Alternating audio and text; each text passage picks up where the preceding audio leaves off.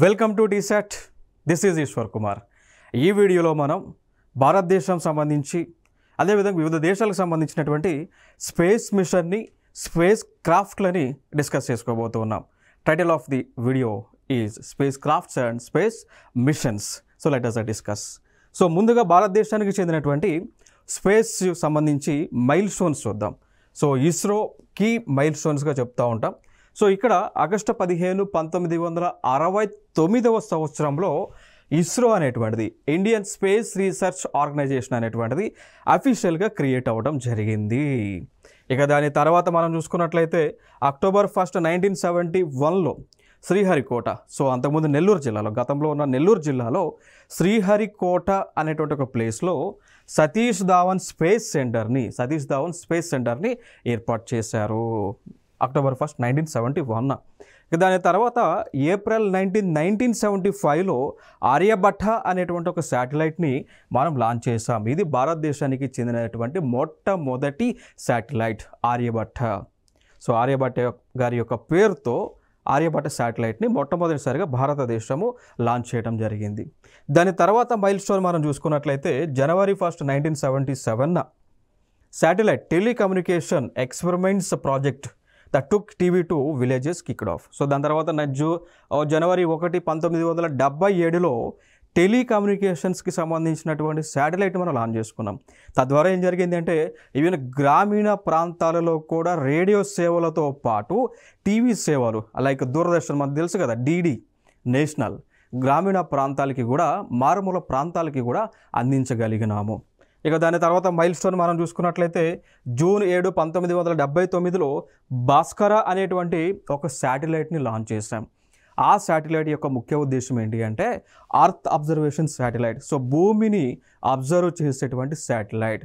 So భూమిపైన జరిగేటువంటి సంఘటనలను మనకు తెలియపరిచేటువంటి శాటిలైట్, భూమిపైన ఉన్నటువంటి అంశాలన్నీ కూడా మనకు తెలియజేసేటువంటి శాటిలైట్. దాని పేరు భాస్కర్ అనేటువంటి దాన్ని మనం లాంచ్ చేసుకున్నాం. ఇక దాని తర్వాత మనం చూసుకున్నట్లయితే ఆగస్టు 10, 1979 మొట్టమొదటి శాటిలైట్ లాంచ్ వెహికల్ని మనం రూపొందించుకోవడం జరిగింది. దాని తర్వాత చూసుకున్నట్లయితే జూన్ 1981లో ఇస్రో వాళ్ళ యొక్క మొట్టమొదటి కమ్యూనికేషన్ శాటిలైట్ని మనం లాంచ్ చేయడం జరిగింది. బట్ కాకపోతే ఇక్కడ మనము యుఎస్ఏకి వాళ్ళకి చెందినటువంటి ఎరీనా స్పేస్ రాకెట్ని యూజ్ చేసాం. ఇక దాని తర్వాత మార్చి 24, 1987లో ఏం చేసాము అంటే అడ్వాన్స్డ్ స్పేస్ లాంచింగ్ వెహికల్ని మనం లాంచ్ చేయడం జరిగింది. తర్వాత డెవలప్మెంట్ సెప్టెంబర్ 20, 1993లో పోలార్ శాటిలైట్ లాంచ్ వెహికల్, దాన్ని PSLV అంటాం. సో PSLVని మనం లాంచ్ చేసుకున్నాం. ఇక దాని తర్వాత ఫర్దర్గా 2001లో ఏప్రిల్ 18న GSLV, geosynchronous launch vehicle అనేటువంటి దానితో GSAT-1 అనేటువంటి ఒక కమ్యూనికేషన్ శాటిలైట్ని మనం లాంచ్ చేసుకోవడం జరిగింది. ఇక దాని తర్వాత మళ్ళీ మైల్ స్టోన్ అక్టోబర్ 22, 2008లో చంద్రయాన్-1ని మనం లాంచ్ చేసుకున్నాం. ఇక దాని తర్వాత సెప్టెంబర్ 24, 2014లో మామ్ అంటాం. మామ్ అనేటువంటిది యాక్చువల్గా 2013లో లాంచ్ చేశారు. MOM is nothing but Mars orbital mission అండి. సో మామ్ అంటే Mars orbital mission. So MOM అంటాం. సో ఈ ప్రాజెక్ట్ని 2013లో మనం లాంచ్ చేస్తే ఫైనల్గా అంగారగ్రహం పైన, మార్స్ అంటే అంగారగ్రహం పైన, సో దానిపైన సెప్టెంబర్ 24, 2014లో లాంచ్ అయింది. ఇది ఒక మైల్ స్టోన్. ఇక దాని తర్వాత జూలై 15, 2019లో చంద్రయాన్-2ని లాంచ్ చేసుకున్నాం.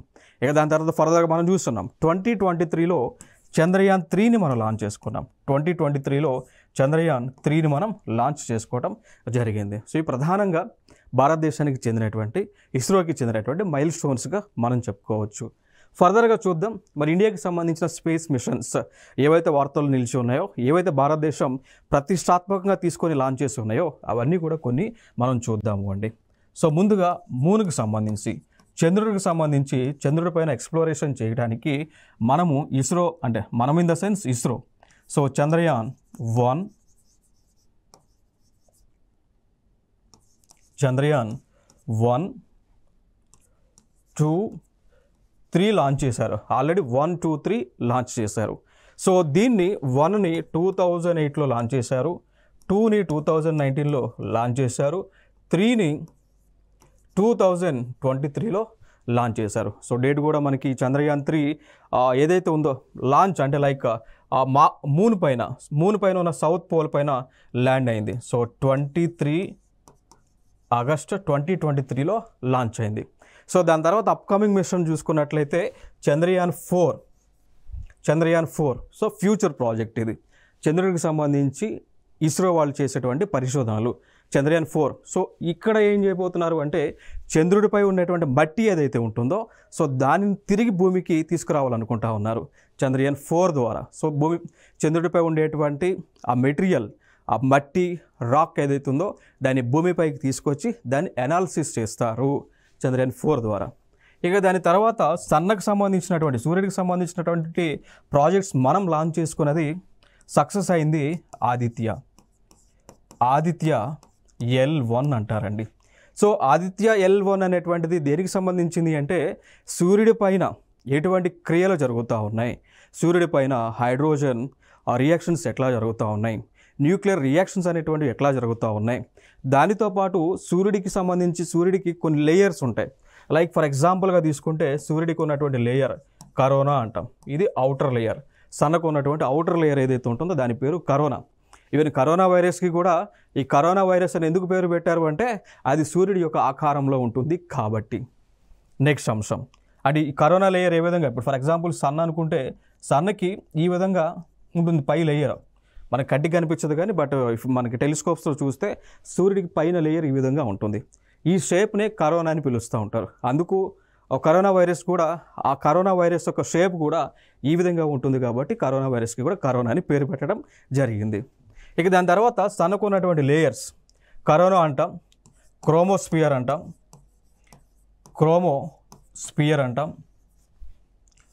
ఫోటోస్పియర్ అని పిలుస్తూ ఉంటాం. క్రోమోస్పియర్ అండ్ ఫోటోస్పియర్ అని పిలుస్తూ ఉంటామండి. క్లియర్ కదా?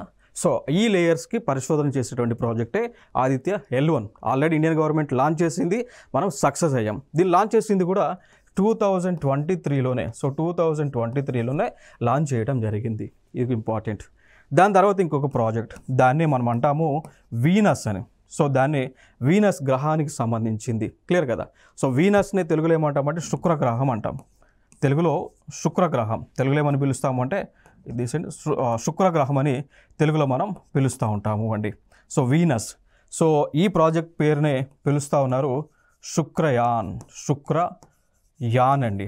ఓకేనా? సో ఈ యొక్క శుక్రగ్రహం పైన, వీనస్ పైన పరిశోధనలు చేసేటువంటి ప్రాజెక్టే శుక్రయాన్ అనేటువంటి ప్రాజెక్ట్. యాక్చువల్గా దీన్ని 2024లో లాంచ్ చేయాలి అని అనుకున్నారు, బట్ కొంత టెక్నికల్ ఇష్యూస్ రావడం వలన దీన్ని పోస్ట్పోన్ చేశారు 2026కి చేద్దామని. అది కుదిరితే 2025లో చేస్తారు, లేదంటే 2026లో ఈ శుక్రయాన్ ప్రాజెక్ట్ని లాంచ్ చేస్తారు. దాని తర్వాత ఇంకొక ప్రాజెక్ట్స్ మనం చూసుకున్నట్లయితే మామ్ అంటాం. Mission orbital Mars orbital mission అండి, MOM అంటాం. సో ఇది దేనికి సంబంధించింది? మార్స్ అంటే అంగారక గ్రహానికి చెందినది. సో అంగారక గ్రహం పైన పరిశోధనలు చేసేటువంటి ప్రాజెక్టే MOM. ఓకేనా? సో దీనిని ఆల్రెడీ దీనిలో 1 ఉంటుంది. 1 మనము 2013లో లాంచ్ చేయగా 2014లో అంగారక గ్రహం పైన ల్యాండ్ అయింది, సక్సెస్ అయ్యాం. క్లియర్ కదా? సో నెక్స్ట్ మార్స్ని చేయబోతూ ఉన్నారు, మళ్ళీ మామ్ 2ని చేయబోతూ ఉన్నారు, ఫ్యూచర్లో చేయబోతా ఉన్నారు. మోస్ట్ ప్రాబబ్లీ గవర్నమెంట్ 2028కి అనుకుంటా ఉన్నారు. ఓకేనా? 2028కి అనుకుంటా ఉన్నారు. ఇది ఒక అంశం. ఇక దాని తర్వాత ఇది కాకుండా, మామ్ కాకుండా, శుక్రయాన్ కాకుండా, ఆదిత్య కాకుండా ఇంకొక భారీ ఎత్తులో ప్రభుత్వం చేయబోతూ ఉంది. దానినే భారతీయ అంతరిక్ష సెంటర్ అంటాం, భారతీయ అంతరిక్ష కేంద్రం అని కూడా పిలుస్తూ ఉంటాం, లేదా ఇండియన్ స్పేస్ సెంటర్ అని కూడా పిలుస్తూ ఉంటాం. సో భారత ప్రభుత్వం ప్రతిష్టాత్మకంగా తీసుకొని లాంచ్ చేయబోతూ ఉన్నారు. ఓకేనా? సో భారత్ స్పేస్ సెంటర్ ఇదేంటో తెలుసా? ఇప్పుడు United states of America, Russia గతంలో కలిసి ఇంటర్నేషనల్ స్పేస్ స్టేషన్ అనేటువంటిది ఏదైతే ఏర్పాటు చేశారో ఆ విధంగా భారతదేశానికి చెందినటువంటి భారతీయ అంతరిక్ష కేంద్రాన్ని లేదా భారతీయ స్పేస్ సెంటర్ని ఏర్పాటు చేయబోతూ ఉన్నారు. ఎప్పటికండి? 2040కి. యాక్చువల్గా ఇది 36కి చేద్దామని అనుకున్నారు కానీ బట్ ఫీజిబిలిటీ అయ్యేటువంటి సిచ్యువేషన్ లేనందున 2040 కల్లా భారతదేశానికి చెందినటువంటి లైక్ ఇంటర్నేషనల్ స్పేస్ సెంటర్ లాగా భారతీయ అంతరిక్ష కేంద్రాన్ని ఏర్పాటు చేసేటువంటి ఆలోచనలో ఉన్నారు. సో దీనికి సంబంధించి కొన్ని ఇన్ఫర్మేషన్ మీకు చూపిస్తాను. ఇది ఇంటర్నేషనల్ స్పేస్ స్టేషన్. సో ఇది కొన్ని దేశాలు అనగా ఇప్పుడు ఇది 2 దేశాలు కలిపి చేసినాయండి. ఇప్పుడు మీకు ఇమేజెస్ నేను చూపిస్తా. ఇక్కడ ఇమేజెస్ని మీకు నేను చూపించడం జరుగుతుంది. ఈ పార్ట్ ఇక్కడ ఉన్నటువంటి పార్ట్ అంతా కూడా ఇది రష్యన్ ఆర్బిటల్ సెగ్మెంట్. రష్యా దేశం వాళ్ళు తయారు చేశారు. అంతరిక్షం ఇది ఎక్కడ ఉంటుందో తెలుసా? భూమి నుంచి 400 కిలోమీటర్ల ఎత్తులో ఆకాశంలో ఉంటుంది. సో ఇది భూమి చుట్టూ కూడా ప్రదక్షిణ చేస్తూ ఉంటుంది. క్లియర్ ఇక్కడ వరకు. ఇటుపక్క పార్ట్ ఏమో యునైటెడ్ స్టేట్స్ ఆఫ్ అమెరికా వాళ్ళు తయారు చేసి వాళ్ళు పంపిస్తే దాని తర్వాత ఫైనల్గా ఈ పార్ట్ని జాయిన్ చేశారు. సో ఇప్పుడు ఈ పార్ట్ ఈ విధంగా ఉంది. క్లియర్ కదా? సో ఈ పార్ట్ వీళ్ళేమో రష్యా వాళ్ళు తయారు చేశారు. ఈ పార్ట్ని యూఎస్ వాళ్ళు తయారు చేశారు. ఇప్పుడు 2 కూడా జాయిన్ చేశారు. ఇది భూమి పైన 400 కిలోమీటర్ల ఎత్తులో భూమి చుట్టూ కూడా ప్రదక్షిణ చేస్తూ ఉంది. దీనివల్ల కలిగేటువంటి ఉపయోగాలు ఏంటి అంటే వ్యామోగములు ఎవరైతే ఉన్నారో వారు ఈ ప్లేస్కి వెళ్ళి దీనిలో ఉండి పరిశోధనలు చేస్తూ ఉంటారు. భూమిపైన విశ్వానికి సంబంధించి, గ్రహాలకు సంబంధించి, నక్షత్రాలకు సంబంధించి, బ్లాక్ హోల్స్కి సంబంధించి దీనిలో ఉండి పరిశోధన చేస్తూ ఉంటారు. ఇప్పుడు ఫర్ ఎగ్జాంపుల్గా మనం చూసుకున్నట్లయితే రీసెంట్గా సునీతా విలియమ్స్, సో భారత సంతతికి చెందినటువంటి అమెరికా దేశంలో ఉంటూ అమెరికా దేశం తరపున సునీతా విలియమ్స్ అనేటువంటి ఒక వ్యామోగామి దీనిలోకి వెళ్ళడం జరిగింది. సో దీనిలోకి వెళ్ళి ఇప్పుడు ఇప్పటికీ కూడా దీనిలో పరిశోధనలు అనేటువంటివి చేస్తూ ఉన్నారు అండి. ఓకేనా? సో చాలామంది కూడా దీనిలోకి వెళ్ళి దీంట్లో సెటిల్ దాదాపు సంవత్సర కాలం, 2 సంవత్సరాలు, 3 సంవత్సరాలు కంప్లీట్గా దీని లోపలే ఉంటారు. సో ఉండి వీరు పరిశోధనలు చేస్తూ ఉండి ఆ రిపోర్ట్స్ అనేటువంటివి కిందకి ఏదైతే మనకి స్పేస్ సెంటర్స్ ఉంటాయో అక్కడికి ఇన్ఫర్మేషన్ని ఇస్తూ ఉంటారు. చూడవచ్చు ఇంకా. సో ఈ నమూనాని భారతదేశం చేయబోతూ ఉంది. దీనిని అంటాము భారతీయ అంతరిక్ష స్టేషన్, BIS లేదా భారతీయ స్పేస్ స్టేషన్గా అంటాం. సో దీనిని 2040 కల్లా భూమి నుంచి 400 కిలోమీటర్ల ఎత్తులోకి తీసుకెళ్ళి అంటే అక్కడ ప్రాజెక్ట్ చేయబోతూ ఉన్నారు. సో ఇక్కడ నుంచి భారతీయ శాస్త్రవేత్తలు దీనిలోకి వెళ్ళి పరిశోధనలు చేస్తూ ఉంటారు అండి. క్లియర్. సో ఇంకొక అంశం, మరి ఇప్పటి వరకు ఇంటర్నేషనల్ స్పేస్ సెంటర్ కాకుండా ఇంకేమైనా దేశానికి సంబంధించిన స్పేస్ సెంటర్స్ ఉన్నాయా అంటే ఉన్నాయండి. సో ఒకటి ఇంటర్నేషనల్ స్పేస్ సెంటర్, దీనిలో భాగస్వామిగా ఉన్నటువంటి దేశాలు 2, ఒకటి Russia, 2 United states of America. ఇది కాకుండా చైనా వాళ్ళకు కూడా తయాంగాంగ్ అనేటువంటి ఒక స్పేస్ సెంటర్ వాళ్ళు కూడా ఏర్పాటు చేసుకున్నారు. తయాంగాంగ్ అనేటువంటి ఒక స్పేస్ సెంటర్ని ఎవరు ఏర్పాటు చేసుకున్నారండి? చైనా దేశం వాళ్ళు ఏర్పాటు చేసుకోవడం జరిగింది. క్లియర్ కదా? సో ఆల్రెడీ ఇప్పుడు అంటే ఈరోజు నేటికి ఆకాశంలో అంటే 3 దేశాలకు చెందినటువంటి స్పేస్ సెంటర్స్ ఉన్నాయి ఆల్రెడీ. ఒకటి రష్యా, USA కలిపి తయారు చేసినటువంటి ఇంటర్నేషనల్ స్పేస్ స్టేషన్, దానితో పాటు చైనాకి చెందినటువంటి త్యాంగాంగ్ అనేటువంటి స్పేస్ స్టేషన్ ఇప్పుడు కక్షలో తిరుగుతూ ఉన్నాయి. సో ఫ్యూచర్లో ఇండియా కూడా చేయబోతూ ఉంది. ఇది ఇక్కడ ఇంపార్టెంట్ అంశం. ఇక దాని తర్వాత ఇటీవల కరెంట్ అఫైర్స్లో ఉన్నటువంటి అంశాలు చూసుకున్నట్లయితే చంద్రయాన్ 3 స్పేస్ క్రాఫ్ట్. సో దీనిని ఇండియన్ గవర్నమెంట్, ఇస్రో వాళ్ళు తయారు చేయడం జరిగింది. సో దీని యొక్క పర్పస్ ఏంటి అంటే చంద్రుడికి ఏదైతే దక్షిణ ధ్రువం ఉంటుందో ఆ దక్షిణ ధ్రువం పైన ల్యాండ్ అవ్వటము. సో ల్యాండ్ అయ్యి ఆ దక్షిణ ధ్రువం పైన వాటర్ ఉందా, నీరు ఉందా లేదని తెలుసుకునేటువంటి ప్రాజెక్టే చంద్రయాన్ 3. సో దీనిలో భాగంగా ప్రజ్ఞాన్ అనేటువంటి రోవర్ను ఉపయోగించారు, విక్రమ్ అనేటువంటి ల్యాండర్ని ఉపయోగించడం జరిగింది. సో గతంలో ప్రభుత్వము ఇస్రో చంద్రయాన్ మిషన్స్ ఆల్రెడీ చేశారు, సక్సెస్ అయ్యారు. లైక్ 2008లో కానీ 2019లో కానీ ఈ చంద్రయాన్ మిషన్స్ చేసి సక్సెస్ అయ్యారు. ఈవెన్ 2023లో చేసినటువంటి మిషన్ కూడా గ్రాండ్ సక్సెస్ అవటం జరిగింది. ఇంకొక ప్రాజెక్ట్ మనం చూసుకున్నట్లయితే నావిక్, ఇది కూడా భారతదేశానికి చెందినటువంటి ప్రాజెక్ట్. నావిక్ అంటాం. సో నావిక్ యొక్క ఫుల్ ఫామ్ మనం చూస్తే నావిగేషన్ విత్ ఇండియన్ కాన్స్టలేషన్గా పిలుస్తాము అండి. ఇంకొక అంశం, అసలు ఈ నావిక లేదా నావిగేషన్ విత్ ఇండియన్ కాన్స్టలేషన్ అంటే ఏంటి అంటే ఎగ్జాంపుల్ చెప్తా. ఇప్పుడు మనం ఒక ప్లేస్ నుంచి ఇంకొక ప్లేస్కి వెళ్ళాలనుకోండి, తెలియని ప్లేస్కి ఏం చేస్తాం, వెంటనే ఫోన్ ఓపెన్ చేసి గూగుల్ మ్యాప్స్ని యూజ్ చేస్తాము అండి. సో ఆ గూగుల్ మ్యాప్స్లో ఉన్నటువంటి టెక్నాలజీ దాన్ని ఏమంటామంటే జీపీఎస్ అంటాం. జీపీఎస్ గ్లోబల్ పొజిషనింగ్ సిస్టమ్ అంటాం. గ్లోబల్ పొజిషనింగ్ సిస్టమ్ అంటాం. సో జీపీఎస్ ద్వారా మన ఫోన్లో ఉన్న గూగుల్ మ్యాప్స్ అన్నీ కూడా రన్ అవుతూ ఉంది. ఇది ఏ దేశానికి చెందిందో తెలుసా? యునైటెడ్ స్టేట్స్ ఆఫ్ అమెరికాకు చెందినటువంటిది అండి. సో ఇది యుఎస్ఏకి చెందింది. సో మనం ఇండియాలో గూగుల్ మ్యాప్ యూస్ చేసుకుంటున్నాము అంటే దానికి యూస్ చేసినందుకు ఛార్జెస్ మనం యుఎస్ఏ వాళ్ళకి చెల్లిస్తూ ఉన్నాం. క్లియర్ కదా? So GPS belongs to United states of America. ఇంకొక అంశం ఇంకా ఫర్దర్గా గ్లోనెస్ అని ఉంటుంది, లేదా గెలలియో అని ఉంటుంది. సో గెలలియో అనేటువంటి ఇంకొక నావిగేషన్ సిస్టమ్ ఉంటుంది. మరి ఇది ఏ దేశానికి చెందినటువంటి నావిగేషన్ సిస్టము అంటే ఇది యూరోపియన్ యూనియన్కి చెందినటువంటిది అండి. సో ఇది యూరోపియన్ యూనియన్కు చెందినటువంటిది. సో యూరోపియన్ యూనియన్కు చెందినటువంటి నావిగేషన్ సిస్టమ్. దాని తర్వాత మనం చూసుకున్నట్లయితే గ్లోనాస్ అనేటువంటి వ్యవస్థ ఉంటుంది. ఇది కూడా సేమ్ జీపీఎస్ లాగే నావిగేషన్ వ్యవస్థ అండి. దాని తర్వాత బైదు అనేటువంటి వ్యవస్థ ఉంటుంది. సో ఇది చైనా దేశానికి చెందినటువంటి వ్యవస్థ అండి. ఇట్లా ఈ మాదిరిగా ఈ నావిగేషన్ వ్యవస్థలు ఉన్నాయి. అందుకోసం భారతదేశానికి కూడా స్వదేశీ సాంకేతికతతో డెవలప్ చేసినటువంటి ఈ జీపీఎస్ లాంటి వ్యవస్థ ఉండాలి అని ఈ నావిగేషన్ లాంటిదే డెవలప్ చేశారండి. నావిగేషన్ విత్ ఇండియన్ కాన్స్టలేషన్ అని. ఓకేనా? So it is an alternative to GPS. ఇది అంశం. ఫైనల్గా జీపీఎస్ లెక్క ఇండియాకి నావిక్ అనేటువంటి వ్యవస్థ ఉంది. ఇంకొక అంశం ఏంటి అంటే జీపీఎస్ కంటే హై పవర్ఫుల్ మన దగ్గర ఉన్నటువంటి నావిక్ వ్యవస్థ.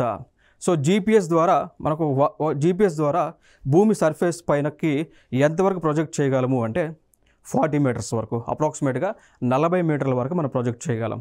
ఓకేనా? సో భూమిపైన ఏదైనా అంశాన్ని మనం చూడాలంటే శాటిలైట్స్ ద్వారా 40 మీటర్ల ఎత్తు వరకు ఉన్నటువంటి అంశాన్ని చూడగలం జీపీఎస్ ద్వారా. బట్ ఇండియన్ గవర్నమెంట్ డెవలప్ చేసిన నావిక్ను ఉపయోగించి భూమిపై కింద అంటే సర్ఫేస్ ఉంటుంది కదా, అక్కడ వరకు 20 మీటర్స్ వరకు కూడా యాక్యురసీతో ఫోకస్ చేసి చూడగలము అండి. మీకు తెలుసలేదు, ఇప్పుడు శాటిలైట్ ఉపయోగించుకొని భూమిపైన ఎక్కడెక్కడ ఏమేమి ఉన్నాయో కనిపెడుతుంటాం. ఈవెన్ పోలీస్ డిపార్ట్మెంట్ వాళ్ళు కూడా జీపీఎస్ ఉపయోగించుకొని, ఇప్పుడు ఫర్ ఎగ్జాంపుల్ ఏదైనా వెహికల్ పోయింది అనుకోండి, ఆ జీపీఎస్ మ్యాప్స్తోనే ఆ వెహికల్ సెర్చ్ చేస్తూ ఉంటారు. అవి ఎక్కడెక్కడ ఉన్నాయి, ఏ ప్లేసెస్లో ఏమేమి ఉన్నాయని సెర్చ్ చేస్తూ ఉంటారు. క్లియర్ కదా? సో అంటే భూమి సర్ఫేస్ వరకు ఆ ఫోకస్ అనేటువంటిది 40 మీటర్స్ ఎత్తు వరకే కరెక్ట్గా ప్రొజెక్ట్ చేయగలదు జీపీఎస్. బట్ ఇండియాకి చెందింది 20 మీటర్స్ వరకు కూడా ఆ ఫోకస్ చేయగలదు. క్లియర్ కదా? సో 20 మీటర్ల వరకు కూడా ఆ ఫోకస్ చేయగలిగినటువంటి కెపాసిటీ అయితే ఉండటం జరిగింది అండి. ఓకేనా? సో ఇది ఇక్కడ ఇంపార్టెంట్ అంశం నావిక్ సంబంధించింది. నెక్స్ట్ సో ఇదండి, దీనికి సంబంధించి లైక్ శాటిలైట్స్ని ఏర్పాటు చేశారు. అంటే శాటిలైట్స్ లేకుండా అయితే ఈ నావిక్ పనిచేయదు కదా. సో దీనికి సంబంధించి మొత్తం కూడా ఇనిషియల్గా అయితే 7 శాటిలైట్లు అనుకున్నారు. బట్ ఇప్పుడు 11 శాటిలైట్ను లాంచ్ చేయడం జరిగింది. ఈ ప్లేసెస్లో పెట్టారు. సో ఈ భూమి చుట్టూ కూడా తిరుగుతూ భారతీయులకు కావాల్సినటువంటి ఇన్ఫర్మేషన్ని అందిస్తూ ఉంటుంది. బట్ కాకపోతే ఈ నావిక్ వ్యవస్థ కావాలి, ఇప్పుడు మన ఫోన్స్లో జీపీఎస్ ఉంది కానీ నావిక్ లేదు. కారణం ఏంటి అంటే నావిక్కి సపరేట్ సాఫ్ట్వేర్ ఉండాలి. అందుకోసం ఇప్పుడు మనకున్న ఫోన్స్లో నావిక్ సపోర్ట్ చేయదు. సో గవర్నమెంట్ ఆఫ్ ఇండియా ఏమనేది అంటే 2025 కల్లా భారతదేశంలో అమ్మేటువంటి ఫోన్లు నావిక్ యాప్ని సపోర్ట్ చేసే విధంగా డెవలప్ చేయండి అని వివిధ ఫోన్లు తయారు చేసేటువంటి కంపెనీలకు గైడ్లైన్స్ ఇచ్చారు అండి. సో 2025 నుంచి నావిక్ యాప్ని మన ఫోన్లో మనం యూస్ చేసుకొని ఇక జీపీఎస్ తీసేసి మన సొంత నావిగేషన్ వ్యవస్థని మనం వాడుకోవచ్చు. Important information. నెక్స్ట్ చూసాం కదా. సో నావిక్ లాంటివే ఈ నావిగేషన్ సిస్టమ్స్ వివిధ దేశాల్లో ఉన్నాయి. ఫర్ ఎగ్జాంపుల్గా తీసుకుంటే జీపీఎస్ గ్లోబల్ పొజిషనింగ్ సిస్టమ్ అంటాం. జీపీఎస్ గ్లోబల్ పొజిషనింగ్ సిస్టమ్ అంటాం. ఇది యుఎస్ఏకి చెందింది. గ్లోనాస్ అంటాం, రష్యాకు చెందింది. బైదు అన్న చైనాకి చెందింది. నావిక్ అన్నాం, నావిక్ దీన్ని ఇంకొక పేరుతో మనం పిలుస్తాం Indian regional navigation satellite system అని కూడా పిలుస్తామండి. సో ఇది ఇండియాకి చెందింది. గెలీలియో యూరోపియన్ యూనియన్కి చెందింది. దాని తర్వాత క్వాసీజెనిత్ శాటిలైట్ సిస్టమ్ QZSS అంటాం. ఇది జపాన్ దేశానికి చెందినటువంటి వ్యవస్థ. క్లియర్ కదా, ఇంపార్టెంట్.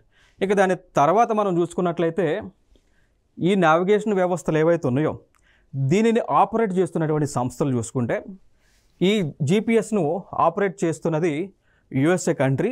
ఆపరేట్ చేస్తున్నటువంటి ఆపరేటర్ వచ్చి air force space command AFSPC అంటాం. గ్లోనస్ని ఆపరేట్ చేస్తుంది రష్యన్ ఏరోస్పేస్ డిఫెన్స్ ఫోర్సెస్ అండి.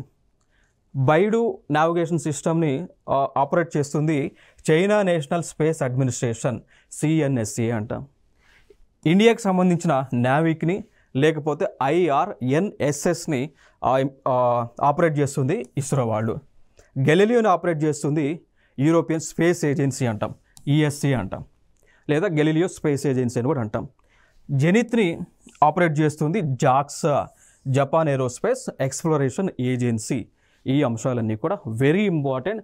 కారణం ఏంటి అంటే చూద్దాం. ఇక్కడ చూడండి, ఇటీవల అడిగినటువంటి క్వశ్చన్, ఇదే క్వశ్చన్ని UPSCలో ప్రిలిమ్స్లో అడిగారు గతంలో. అంటే లైక్ 2022లో జరిగినటువంటి UPSC ప్రిలిమ్స్లో అడిగినటువంటి క్వశ్చన్. చూడండి మిత్రమా, which one of the following countries has its own satellite navigation system? ఈ క్రింది దేశాలలో ఏ దేశంలో తన స్వంత శాటిలైట్ నావిగేషన్ వ్యవస్థను కలిగి ఉంది అని UPSC ప్రిలిమ్స్ మేబీ 2022 ఆర్ 2023లో అడిగినటువంటి క్వశ్చన్. ఆప్షన్ చూడండి, ఇక్కడ Australia, Canada, Israel and 4 Japan ఉంది. మరి ఆన్సర్ ఏమై ఉండొచ్చు? ఇప్పుడు మనం డిస్కస్ చేసాం ప్రీవియస్ స్లైడ్స్లో. చూడండి ఆన్సర్ ఏమై ఉండొచ్చు. ప్రీవియస్ స్లైడ్ మనం డిస్కస్ చేసామా, ఆ దేశంలో ఏ దేశాలు ఉన్నాయి? జపాన్ ఉంది, USA ఉంది, చైనా ఉంది, రష్యా ఉంది, యూరోపియన్ యూనియన్ ఉంది, ఇండియా కూడా ఉంది. 6 దేశాలు ఉన్నాయి. ఆ దేశాల్లో మరి ఏ దేశం ఉంది ఇక్కడ? Exactly Japan is the answer. చూడవచ్చు మీరు. అంటే ఈ విధంగా క్వశ్చన్స్ అడుగుతూ ఉన్నారు. ఎందుకంటే నేను ఈ క్వశ్చన్ ఎందుకు ప్రొజెక్ట్ చేశాను అంటే ఇక్కడ మీకు అర్థం అవడానికి ఎటువంటి క్వశ్చన్స్ వస్తూ ఉన్నాయని. Important area. నెక్స్ట్ చూద్దాం. ఆదిత్య L1 స్పేస్ క్రాఫ్ట్ అంటాం. ఇది ఇండియాకి చెందింది. ఇస్రో వారు దీన్ని లాంచ్ చేయడం జరిగింది. ఆదిత్య L1 యొక్క ముఖ్య ఉద్దేశం ఏంటి అంటే సన్ని సూర్యుడి పైన పరిశోధనలు చేయటానికి. ఓకేనా? సూర్యుడు భూమి పైన ఏ విధంగా ప్రభావం చూపుతూ ఉన్నాడు, సూర్యులో ఎటువంటి రియాక్షన్స్ జరుగుతూ ఉన్నాయి, న్యూక్లియర్ రియాక్షన్స్, అదేవిధంగా న్యూక్లియర్ రియాక్షన్స్ అనేటువంటివి ఎట్లా జరుగుతూ ఉన్నాయి, సూర్యుడు ఏ విధంగా ఏర్పాటయ్యాడు, సూర్యుడి యొక్క ఆరిజిన్ ఏంటి అనేటువంటి అంశాలన్నీ కూడా తెలుసుకోవడానికే మనము ఆదిత్య L1 అనేటువంటి ప్రాజెక్ట్ మనం లాంచ్ చేయడం జరిగింది. ఇంకొక అంశం ఏంటి అంటే ఇక్కడ ఆదిత్య L1 అన్నారు. L1 అంటే ఏంటి అంటే it is nothing but Lagrange point అంటాం. ఇప్పుడు ఫర్ ఎగ్జాంపుల్కి చెప్పాలి అంటే మనం ఏదైనా ఒక బాడీ తీసుకున్నాము అనుకోండి, లేదా ఒక సూర్యుడు తీసుకోండి, సూర్యుడు గారు లేదా భూమి లేదా రకరకాల గ్రహాలు తీసుకోండి. ఏ సెలిస్టియల్ బాడీకైనా ఏ ప్లానెట్కైనా తన సొంతగా గురుత్వాకర్షణ శక్తి ఉంటుంది. దానికి గ్రావిటేషనల్ ఫోర్స్ అంటాం. ఓకేనా? ఇప్పుడు ఫర్ ఎగ్జాంపుల్ ఈ పెన్ను నేను కింద పడేస్తే కిందకే పోదు, ఎందుకంటే భూమికి గ్రావిటేషనల్ ఫోర్స్ ఉంటుంది కాబట్టి. బట్ ఒక పాయింట్లో ఈ భూమికి కొంత దూరంలో ఒక పాయింట్లో గ్రావిటేషనల్ ఫోర్స్ అనేటువంటిది 0 అయింది, లేదా నలిఫై అవుతుంది, లేదా ఈక్వల్ అవుతుంది. అర్థమైంది? ఇప్పుడు ఫర్ ఎగ్జాంపుల్ ఇది భూమి లేదా సూర్యుడు అనుకోండి. ఈ ప్లేసెస్లో భూమికి ఇంత దూరంలో 3 పాయింట్స్లో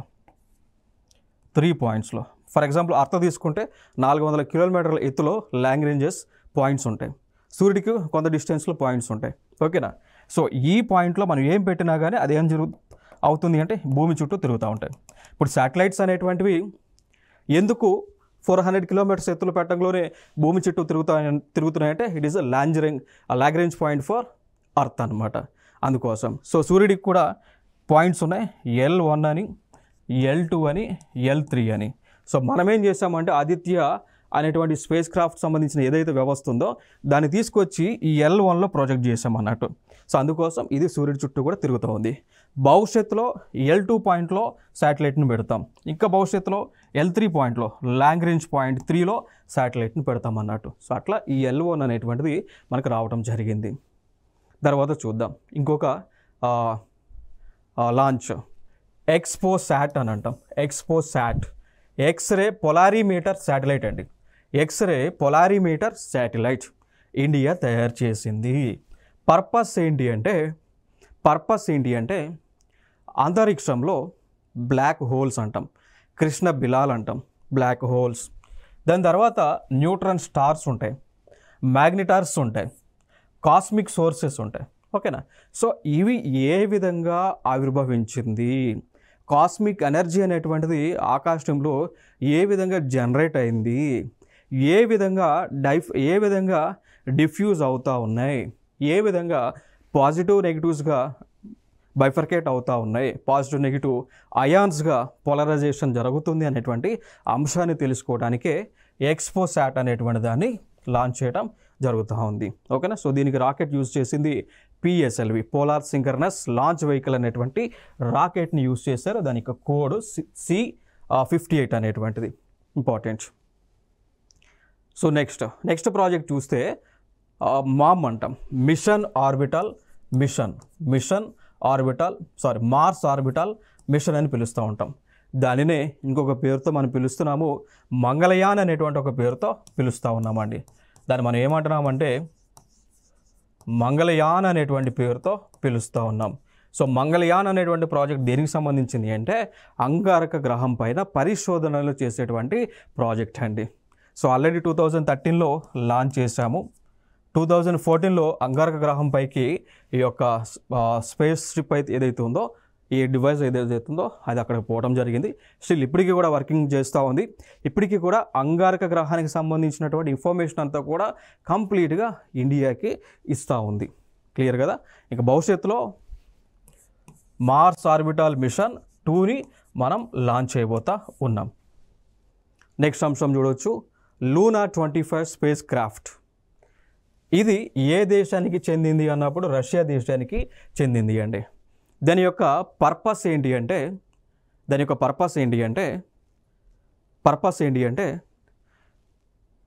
మూన్ ఏదైతే ఉందో చంద్రుడు ఎవరైతే ఉన్నారో చంద్రుడికి ఉన్నటువంటి సౌత్ పోల్ పైన ల్యాండ్ చేయటం. ఇప్పుడు ఇది మూన్ అండి. మూన్కి నార్త్ పోల్ ఉంటుంది, సౌత్ పోల్ ఉంటుంది. భూమికి లెక్క నార్త్ పోల్, సౌత్ పోల్ ఉంటుంది. సో సౌత్ పోల్ పైన వాళ్ళ ఈ యొక్క స్పేస్ క్రాఫ్ట్లను లాంచ్ చేసి అక్కడ పరిశోధనలు చేసేటువంటి ప్రాజెక్ట్ లూనా 25. ఇది ఇస్రో వాళ్ళు ప్రారంభించినటువంటి Chandrayaan 3 at a time launch చేస్తారు. బట్ ఇండియాకి చెందిన చంద్రయాన్ 3 సక్సెస్ అయింది, రష్యాకి చెందినటువంటి లూనా 25 ఫెయిల్ అవటం జరిగింది. సో ఇండియా సక్సెస్ చేసింది, రష్యా ఇక్కడ ఫెయిల్ అవటం జరిగింది. సో ఇది కూడా సౌత్ పోలే. ఇంకొక అంశం ఏంటి అంటే ఇక్కడ చంద్రయాన్ 3 ఏదైతే మనం మాట్లాడి ఉన్నామో చంద్రయాన్ 3 యొక్క ల్యాండర్ కానీ రోవర్ కానీ చంద్రుడి యొక్క సౌత్ పోల్ పైన ల్యాండ్ అయింది అండి. సో ఇక్కడ ప్రపంచంలోనే చంద్రుడి యొక్క సౌత్ పోల్ పైన దక్షిణ ధ్రువం పైన ల్యాండ్ చేసినటువంటి దేశంగా భారతదేశం మొట్టమొదటి స్థానంలో ఉంది. సో ఇప్పటి వరకు లైక్ చైనా కానీ రష్యా, అంతకుముందు చైనా కానీ జపాన్ కానీ USA కానీ తమ యొక్క శాటిలైట్లను చంద్రుడి యొక్క నార్త్ పోల్లో ల్యాండ్ చేసినాయి. బట్ ఏ దేశం కూడా చేయలేదు. ఫస్ట్ టైం కేవలం మన భారతదేశం మాత్రమే చేయడం జరిగింది సౌత్ పోల్ పైన. ఓకేనా? సో దాని తర్వాత రష్యా ట్రై చేసింది కానీ రష్యా ఫెయిల్ అయింది. నెక్స్ట్ అంశం MS-23 సోయజ్ స్పేస్ క్రాఫ్ట్.